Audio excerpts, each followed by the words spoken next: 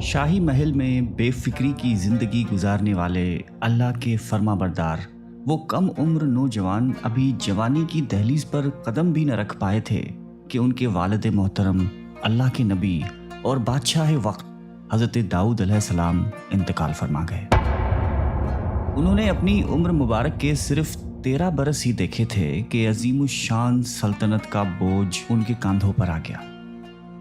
تخت شاہی پر تشریف فرما ہوئے تو اپنے رب کے حضور کامیابی کی دعا کرتے ہوئے عرض گزار ہوئے کہ اے میرے پروردگار، مجھے ایسی بادشاہت عطا فرما جو میرے بعد کسی کو بھی میسر نہ ہو۔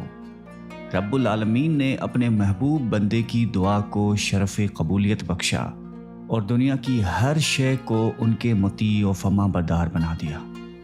نبوت و حکمت سے سرفراز فرما کر ہوا، سمندر، پہاڑ، دریا، چرند پرند، انسان، حیوان، جنات اور شیاطین، مال و دولت، نباتات و معدنیات، حتیٰ کہ جانوروں اور پرندوں کی بولیوں تک کا علم اپنے نبی علیہ السلام کے قدموں میں ڈھیر کر دیا۔ خود اللہ تعالیٰ قرآن کریم میں فرماتا ہے کہ ہم نے تند و تیز ہوا کو سلیمان علیہ السلام کے تابع کر دیا، اور ہم نے جنات کو بھی اور دوسرے جنات یعنی شیاطین کو بھی جو زنجیروں میں جکڑے رہتے ہیں ان کے ماتحت کر دیا۔ دنیا میں بڑے بڑے بادشاہ گزرے لیکن حضرت سلیمان علیہ السلام جیسی بادشاہت کسی کو نصیب نہیں ہوئی۔ اللہ کے برگزیدہ بندے اور بنی اسرائیل کے نبی حضرت سلیمان علیہ السلام کے والد بھی نبی تھے۔ ارشاد باری تعالیٰ ہے کہ اور ہم نے یقیناً داؤد علیہ السلام اور سلیمان علیہ السلام کو علم دے رکھا ہے۔ اللہ تعالیٰ نے حضرت سلیمان علیہ السلام کو جانوروں اور پرندوں کی بولیاں جاننے کا علم دیا تھا۔ ایک مرتبہ حضرت سلیمان جنوں اور حیوانات کے عظیم الشان لشکر کے ساتھ کسی جگہ تشریف لے جا رہے تھے۔ لشکر عظیم چلتے چلتے ایک ایسی وادی میں پہنچا جو بے شمار چونٹیوں کا مسکن تھی۔ چونٹیوں کی ملکہ نے جب اتنے بڑے لشکر کو دیکھا تو کہنے لگی کہ اے چونٹیوں، اپنے اپنے گھروں میں گھس جاؤ، ایسا نہ ہو کہ بے خبری میں سلیمان علیہ السلام اور اس کا لشکر تمہیں رون ڈالے۔ حضرت سلیمان علیہ السلام نے ان کی بات سنی تو مسکرا دیے اور اللہ سے دعا کی کہ اے میرے پروردگار، تو مجھے توفیق دے، میں تیری ان نعمتوں اور احسانات کا شکر بجا لاؤں جو تو نے مجھ پر اور میرے ماں باپ پر کیے ہیں۔ حضرت ابن عباس رضی اللہ تعالیٰ عنہ سے مقتول ہے کہ نبی علیہ السلام نے 4 جانوروں کو قتل کرنے سے منع فرمایا ہے: چونٹی، شہد کی مکھی، ہدہد اور لٹورا۔ قوم سبا 800 سال پہلے یمن کے علاقے میں آباد تھی۔ اس زمانے میں یمن تہذیب و تمدن کا گہوارہ تھا جس کی شان و شوکت دیکھنے سے تعلق رکھتی تھی، مگر پھر آہستہ آہستہ وہ قوم مذہبی اور اخلاقی زوال کا شکار ہوئی۔ بالآخر انہیں ناشکری اور سرکشی کی سزا دی گئی اور انہیں فراہم کردہ تمام نعمتیں سلب کر دی گئیں، اور یوں ایک خوفناک سیلاب قہر خداوندی بن کر ان پر ٹوٹ پڑا اور اس قوم کا نام و نشان ایسا مٹا کہ دنیا میں ان کی صرف داستانیں ہی باقی رہ گئی ہیں۔ ملکہ سبا کا نام تاریخی کتابوں میں بلقیس بنت شراحیل بتایا گیا ہے کہ ملکہ بلقیس کے باپ دادا ملک یمن کے بادشاہ تھے۔ ایک روایت کے مطابق ملکہ بلقیس کی ماں جنات میں سے تھی۔ ان کے باپ نے ایک جن عورت سے شادی کی تھی۔ اللہ تعالیٰ نے ملکہ بلقیس کو وسیع مملکت، شان و شوکت، مال و دولت، ہیرے جواہرات کے علاوہ خوب حسن و جمال سے بھی عطا فرمایا تھا۔ ان کی قوم سورج کی پرستش کرتی تھی۔ بعض نے لکھا ہے کہ مجوسی تھے جو آگ سمیت ہر روشنی کی پرستش کرتے ہیں۔ ایک مرتبہ حضرت سلیمان علیہ السلام نے سفر کے دوران ہدہد کو حاضر ہونے کا حکم دیا۔ ہدہد اس وقت موجود نہیں تھا۔ اس کے بغیر اطلاع غیر حاضر ہونے پر آپ کو غصہ آ گیا اور آپ نے فرمایا کہ اگر ہدہد نے غیر حاضری کی معقول وجہ نہیں بتائی تو اسے سخت سزا دوں گا یا ذبح کر دوں گا۔ حضرت عبداللہ بن عباس رضی اللہ تعالیٰ عنہ سے سوال کیا گیا کہ تمام پرندوں میں صرف ہدہد کو کیوں بلایا گیا؟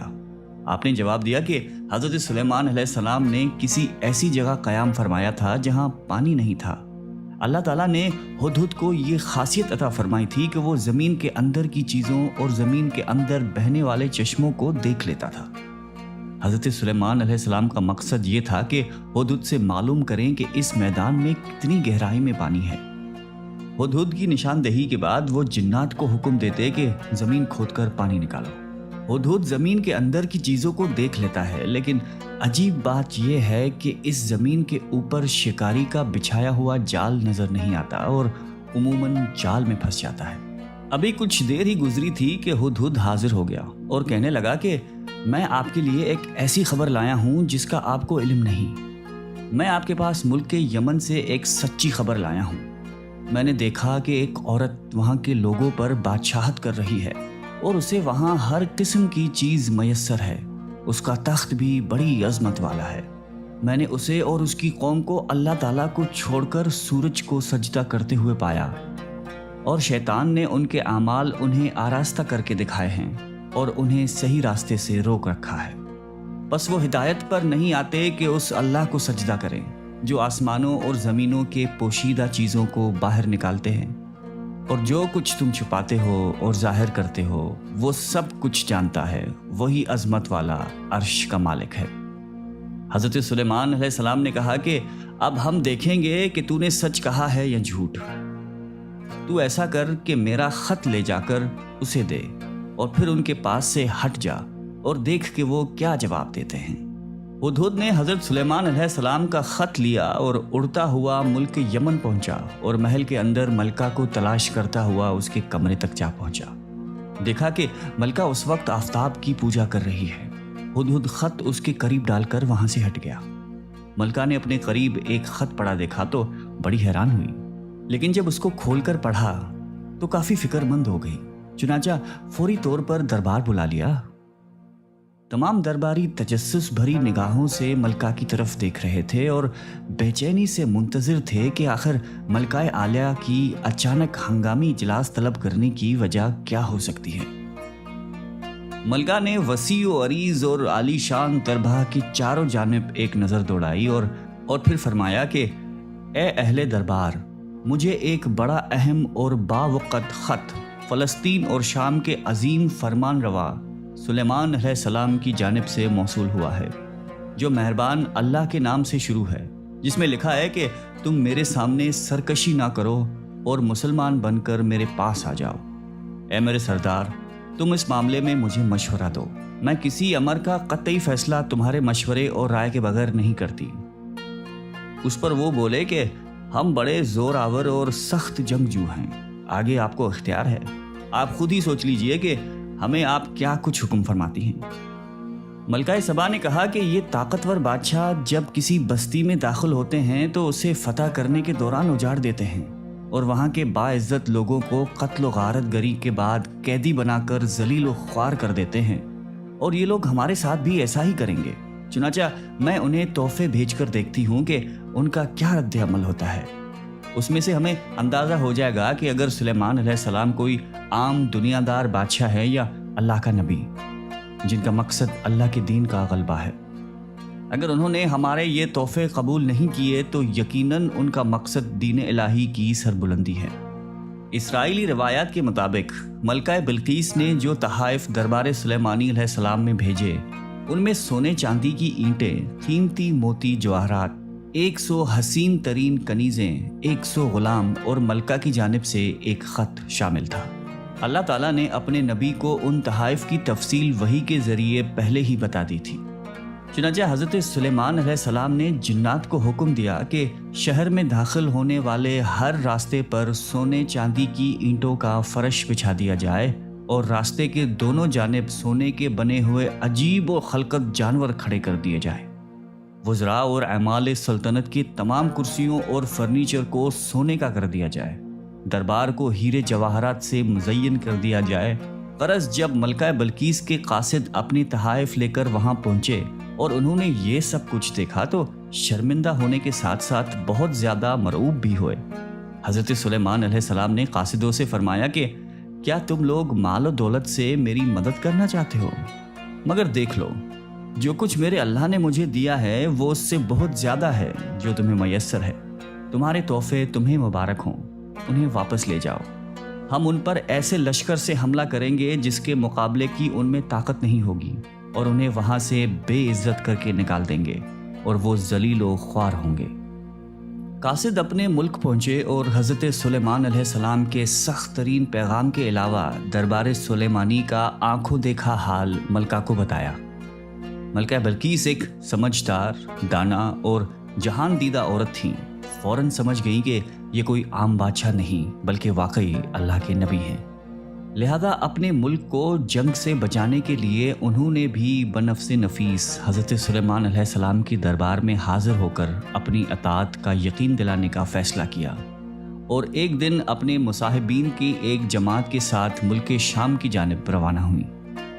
ملکہ ابھی راستے میں ہی تھی کہ اللہ تعالیٰ نے حضرت سلیمان علیہ السلام کو وحی کے ذریعے بتا دیا کہ ملکہ بلقیس تمہاری فرمان بردار بن کر حاضر ہو رہی ہے۔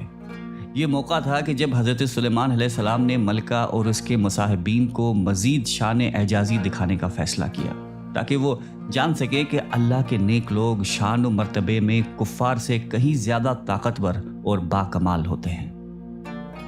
آپ علیہ السلام نے اپنی دربار میں فرمایا کہ اے سردارو، تم میں سے کوئی ایسا ہے جو ان کے پہنچنے سے پہلے ملکہ کا تخت ہمارے پاس حاضر کر دے؟